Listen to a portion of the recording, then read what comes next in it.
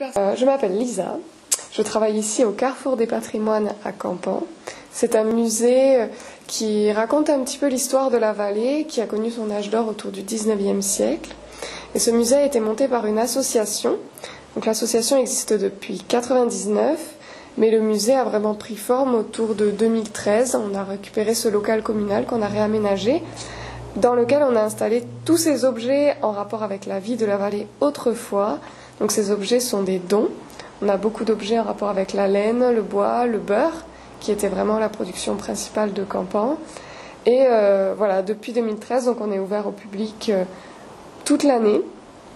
Et on présente ces objets. On essaye de parler un petit peu de leur histoire, de l'histoire de la vallée aussi. On a une grosse collection de photographies anciennes, voilà, pour raconter un petit peu cette riche histoire. Donc les objets, c'est-à-dire, mettons, les personnes vont vous poser des questions, des choses comme ça, vous connaissez vraiment tous les objets que vous avez ici? Alors, on a des supports de visite, on a des bornes tactiles, elles sont là, sur lesquelles il y a quelques explications. Après, on peut répondre aux questions. Il y a certains objets qui nous ont posé question pendant longtemps, on a cherché, on a envoyé des photos sur Internet, tout ça, pour savoir ce que c'était. Parce qu'il y a aussi des choses un petit peu uniques, un petit peu originales. Mais après, pour la plupart, c'est des objets assez classiques, des carrieuses.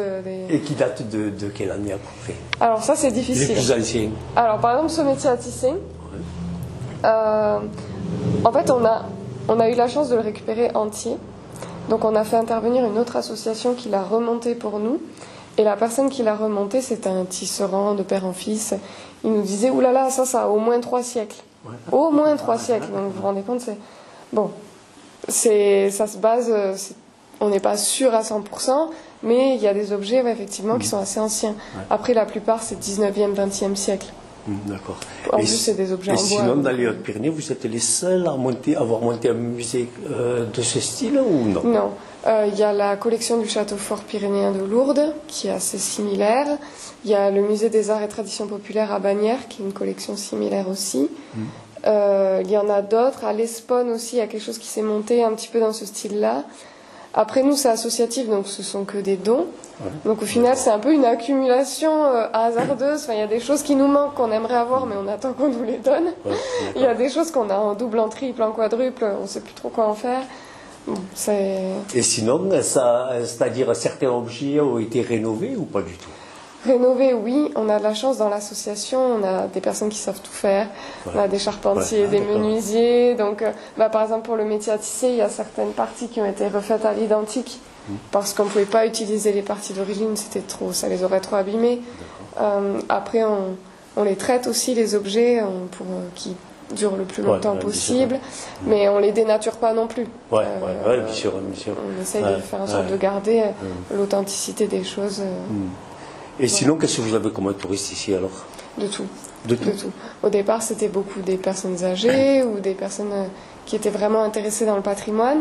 Et là, aujourd'hui, on essaye de se diversifier, on essaye d'attirer les familles, on fait des petites chasses aux moutons pour les enfants, on a des jeux. C'est bien. On essaye d'attirer de plus en plus... tout public. De toute façon, notre contenu est tout public. Mais après, vous ne savez pas vraiment d'où viennent les gens, quoi.